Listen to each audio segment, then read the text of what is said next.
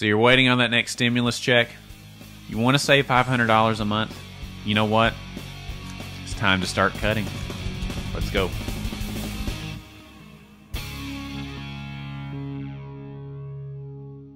Hey everybody, welcome to the Brandon Boyd Show. I am Brandon Boyd. You know what, before we get started, I don't want to distract you guys with these scissors here, and I'll tell you what, I'll put them away. I'll do it if you can subscribe to our channel. Don't forget to be awesome and smash the like button. Come on guys, you can do it. I have full faith in you. Let's get these out of the way. So, you're waiting on the government to get you your next stimulus check. Are you delusional? Well, how's that going for you? You still waiting? You're gonna be waiting a while. Okay, so that's not gonna work. But what about saving some extra money on things that you're doing every single day? You want us to put more money in your pocket? Hell yeah. You want to save some more money? That's what this video is all about. We keep it very, very simple on this show. Everything is a systematic, step-by-step process to make you successful at the end of the day. Today, we are going to talk about 9 expenses that you can cut every day, every month to put an extra $500 in your pocket. What are you going to do with that $500? I don't know, but it's going to be yours. We're going to show you how to do that. Let's go.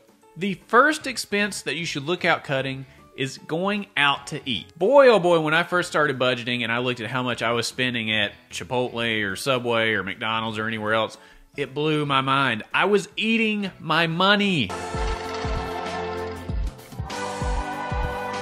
It was all going in my mouth. I was eating out all the time. The average American eats out about 4 to 5 times per week, roughly about $10 per time. Now, quick math for you guys. That's $50 per week or $200 per month that people spend on going out to eat. If you just cut that back to 3 times a week, you'll save $80 a month. 80 bucks. What would you do with 80 bucks? Some people would say, well, I'd use that 80 bucks to go out and eat some more. If you do that, then stop watching the video. Don't really stop watching, but stop eating out all the time. You are putting money in your mouth, not in your wallet. Stop doing it. And while we're speaking of eating out, let me talk to all you pumpkin heads out there. Oh, what's a pumpkin head? It's these people, my director included, that go out and they spend, 12 bucks a week at Starbucks getting these pumpkin spice mocha grande latte things, I'm told. I don't know what you call them. A large black coffee. A what? Large black coffee. Do you mean a venti? But you spend $12, $14, $15 a week going to Starbucks. Imagine if you just woke up like 10 minutes earlier and made your own coffee or used your own K-cup. They're like 30, 40, 50 cents. The expense adds up. Get rid of that. You don't need it. You can save about $50 a month by staying at home and making your own coffee. The second expense that you can cut today to cut your bills down every month is your satellite or cable TV service. I love negotiating with DirecTV and Dish Network and the cable companies. It's fantastic. There was a period of time where our TV bill was running about $150, $160 a month, and you sit there and you're like, man, do I really watch $150 worth of TV every single month? No. You probably don't.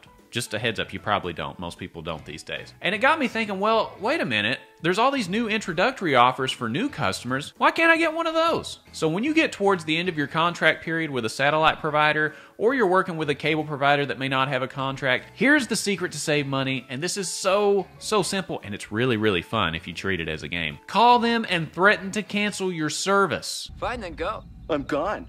Go then. I am. Go. I'm gone. Go then. I am.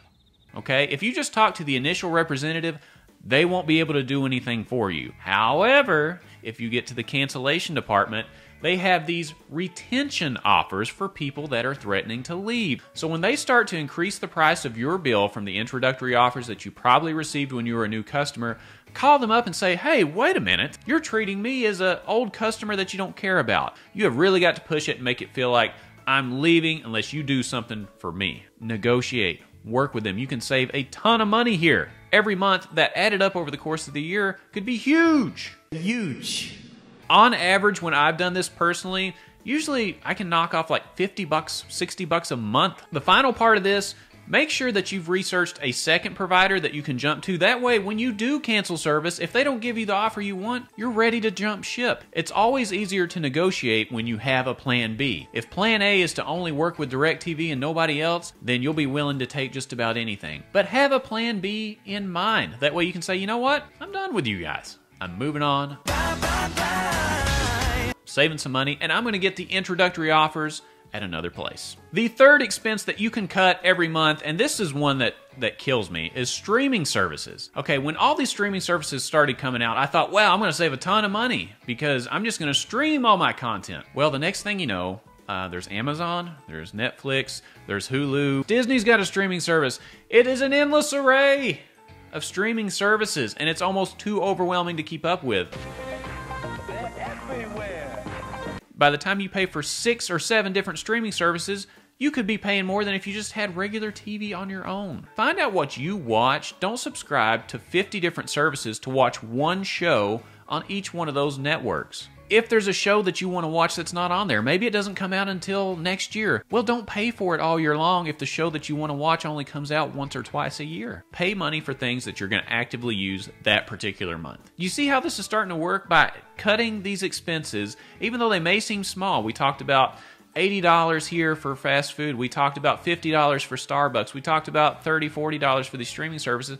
We're up to near $150, and we're a third of the way through it. Let's keep going and go on to number 4. The fourth item that you can cut from your expenses, satellite radio. Okay, satellite radio can run between $15, $20, sometimes $25 a month, depending on which subscription you get. That's a lot of money.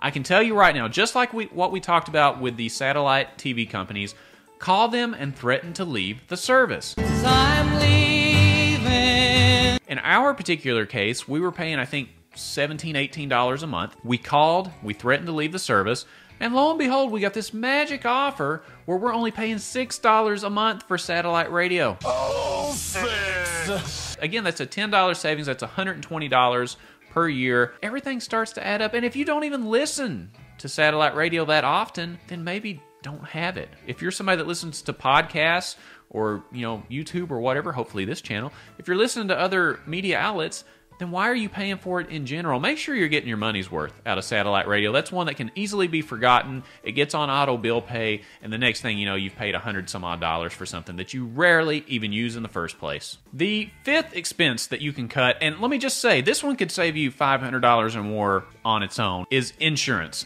Unneeded or unnecessary or wrong insurance in some cases. The first area I would look is life insurance. If you have life insurance, if you have a whole life policy, I would highly, highly encourage you to look at a term life insurance policy. Whole life policies, or universal life, or whatever name they want to call them to make it sound different this month, are about 10 times more expensive than term life policies every single month. So if you're paying $200, $250 a month for a particular premium, you may be able to spend, $25, $30 a month. That is a ton of money. Dude.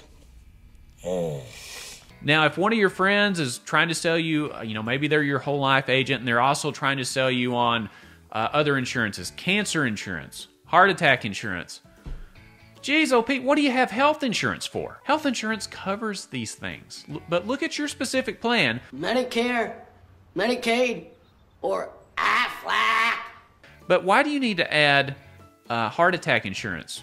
You already have that. It's called health insurance. If you have a heart attack and go to the hospital, your health insurance covers that. Don't get talked into this baloney of having all these extra health insurance needs. You don't need it. Also, this one drives me crazy. Absolutely drives me crazy.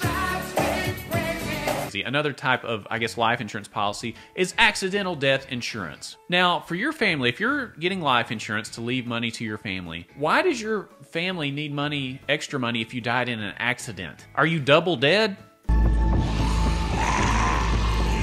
What? Just get enough money in your term policy to cover everything. Think about it. In financial terms, what does it matter to your family if you died in an accident or of natural causes? They need the same amount of money no matter how it happened. You're not double dead because you died in an accident, right? It doesn't make any sense. It's completely stupid. Get rid of the accidental policy if you already have a term life policy in hand. It is completely unnecessary. It duplicates things, and it just adds up to more premiums per month for you. Also, make sure that you're bundling your home and auto insurance, and I would encourage you to shop around about every 6 months because a lot of crazy things happen in the insurance world. I remember at one point we had insurance with Costco insurance, and everything was going great on the homeowner's insurance side. Then one day I woke up and I got a bill for a premium that had increased by $1,000. $1,000! Ridiculous. That's a lot because they reevaluated the area where our home was and decided that we needed to pay an extra $1,000. Pay attention to those bills when they come in from your insurance because they will just increase the premium without telling you. I can tell you from firsthand experience that's happened to me. Don't let it happen to you. So that's the end of part 1 in our video for 9 expenses you can cut to put an extra $500 in your pocket. That's good. That's a lot of money. If you want to make sure that you get part 2 as soon as it comes out, make sure you don't forget to be awesome. Subscribe to the channel, like the video, and stay tuned for more videos. We got a ton of great content coming up, and we look forward to seeing you soon.